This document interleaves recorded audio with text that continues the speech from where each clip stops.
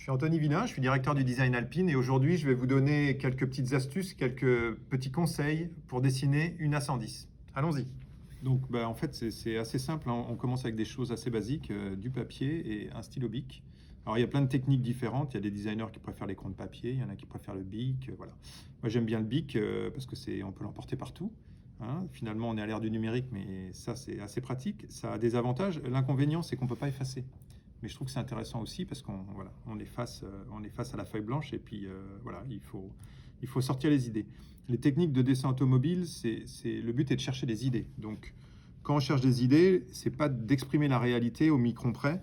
Le but est de commencer à construire et de se dire qu'est-ce que je vais dessiner. Donc là, par exemple, souvent on commence par les roues. Alors voilà, il faut faire des ovales à peu près corrects. Et puis on commence à tracer les premières lignes de perspective. Ce qu'il faut, c'est visualiser un peu ce qu'on va faire avant. Donc on se met quelques points de repère. Voilà, donc là je vais faire l'avant. Une des caractéristiques, c'est qu'on a un avant qui est assez en V sur l'Alpine. Voilà, donc j'essaye de voir comment la voiture va être posée. Donc on trace les premières lignes et puis après on laisse un peu son esprit s'évader dessus.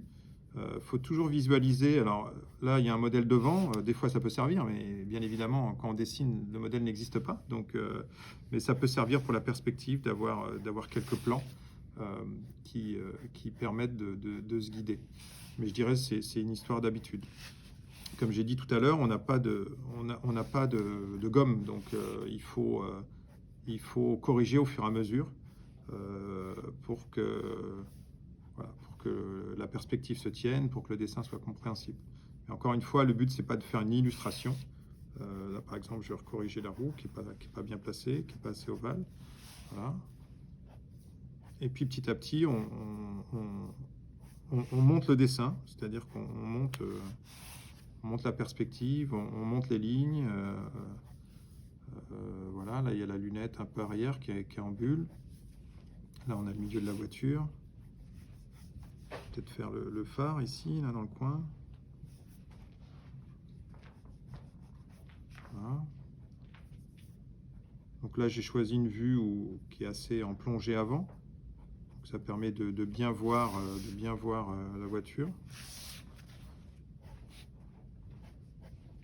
Alors, c'est une caricature, hein. C'est bien ça quand on dessine, on essaie d'exprimer une caricature. Le but est de mettre les lignes principales.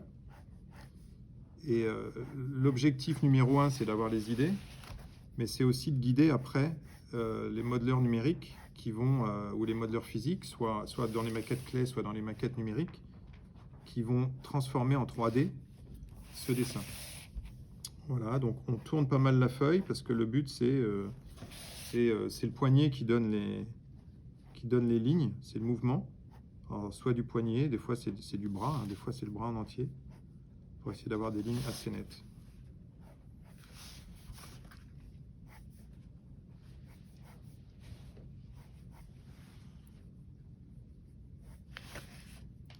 Et puis finalement on sculpte au sens, on donne de la forme. Ce qui est intéressant souvent aussi, on fait des petites lignes comme ça, qui permettent de donner des indications sur le modelé en fait, de la voiture, de voir comment est la forme. Ça peut donner des indications, par exemple, pour les maquettistes, pour qu'ils puissent comprendre la lecture de la forme. Et ça nous aide aussi à bien savoir ce qu'on veut faire, hein, parce que, encore une fois, c'est des dessins de recherche. Donc, il n'y a pas de vérité. On cherche, on laisse aller son esprit pour trouver les idées. Vous voyez, là, c'est vraiment exagéré. La voiture, elle est extrêmement élargie, mais parce qu'en fait, je veux exprimer que c'est une voiture qui est agile, qui est sportive, et puis les berlinettes avaient un petit peu cet aspect avec les ailes hypertrophiées. Voilà, on peut commencer à dessiner aussi certains reflets. Et puis petit à petit, on fait des lignes de plus en plus, les lignes sur lesquelles on se dit, bon, ça marche, ça commence à ressembler à quelque chose. On les passe de plus en plus foncées, on les fonce pour structurer le dessin.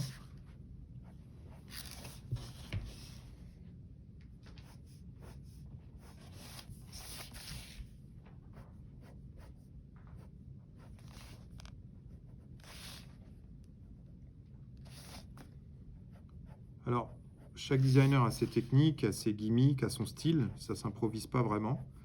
Il y en a qui dessinent très peu, qui font tout de suite, qui ont tout de suite la bonne idée. Il y en a qui doivent faire énormément de dessins. Voilà, il n'y a pas de loi. Tant qu'à la fin, on a une voiture qui nous plaît, c'est ça le principal. Voilà, puis on rajoute des petits détails. Là, il y a des petites bosses qu'il y a sur l'Alpine, qui ne sont pas inutiles, hein, qui servent, qui rappellent les attaches de la 110, mais en fait, ça permet aussi de rigidifier le capot, comme le capot est en aluminium, et qu'un capot, quand on appuie dessus, ça peut se déformer. En fait, quand on fait des formes comme ça permet de rigidifier la voiture. Donc dans cette vue-là, on ne voit pas tout, évidemment, parce que là je fais des zones qui sont plus en latéral.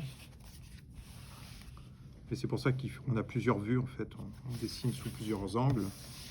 Tout à l'heure, on a vu déjà des 3/4 arrière, des 3/4 avant, des fois des vues en plongée. Voilà, et puis on monte. On a aussi des petits bossages ici, là, sur le pavillon. Alors ceux-là, ils servent pour de l'aéro. Ça sert à diminuer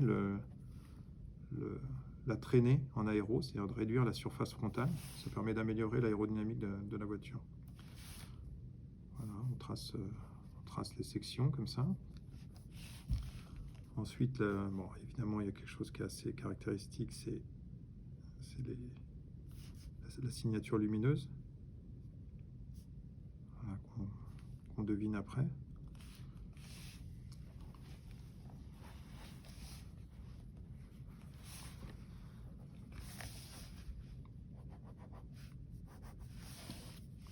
Après, on peut même commencer à donner quelques indications de ce qui se passe à l'intérieur, pour qu'on comprenne bien où sont les vitres.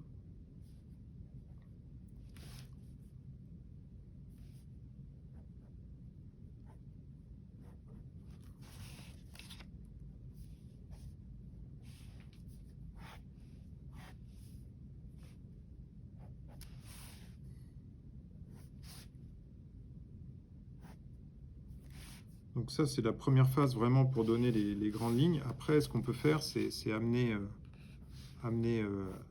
plus d'intensité en ayant des ombres.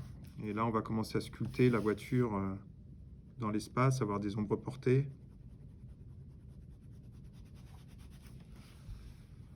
Commencer à avoir tout ce qui est graphiquement, les pavés graphiques sur la voiture, ce qui est noir, ou ce qui est les entrées d'air.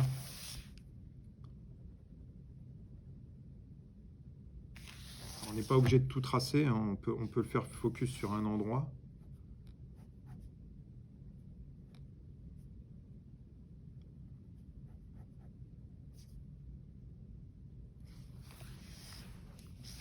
Voilà, et puis on commence petit à petit finalement à commencer à faire un peu les reflets finalement sur la carrosserie.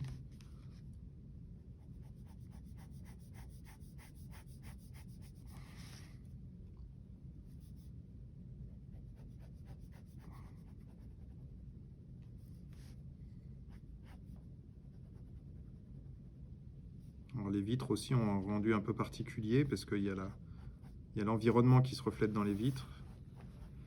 Donc, et en même temps, il y a de la transparence. Donc, il faut essayer d'exprimer les deux.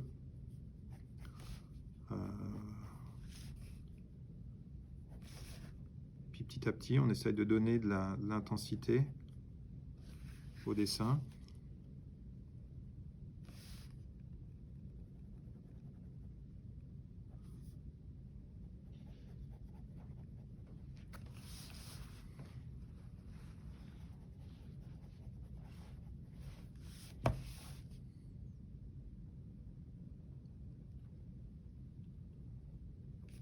Voilà. Et on peut aller à un niveau plus ou moins élevé de détail, c'est-à-dire que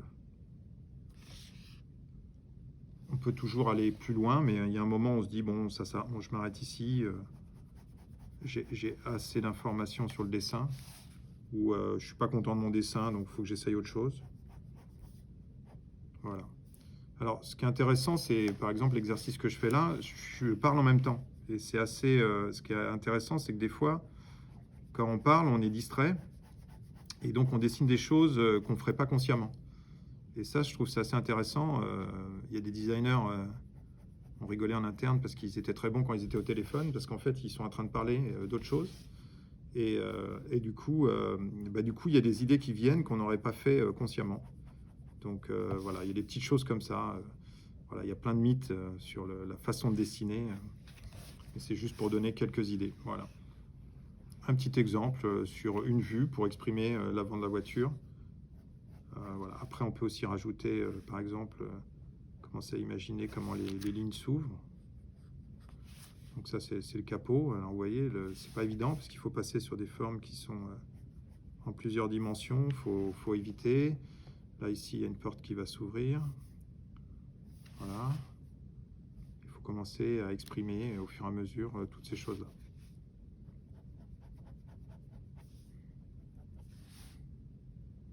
Et puis, on peut renforcer, monter en intensité toutes les zones.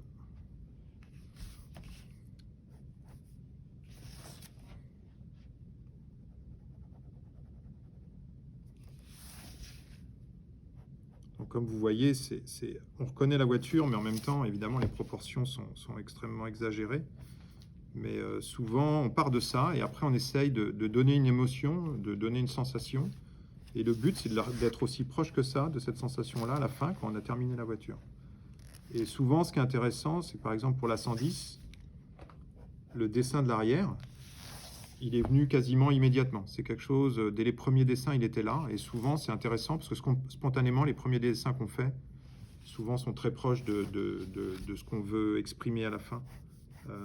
C'est pas forcément plus on dessine, plus ça progresse. Des fois, c'est juste de trouver la bonne idée dès le début, spontanément, celle qui vient sans trop réfléchir.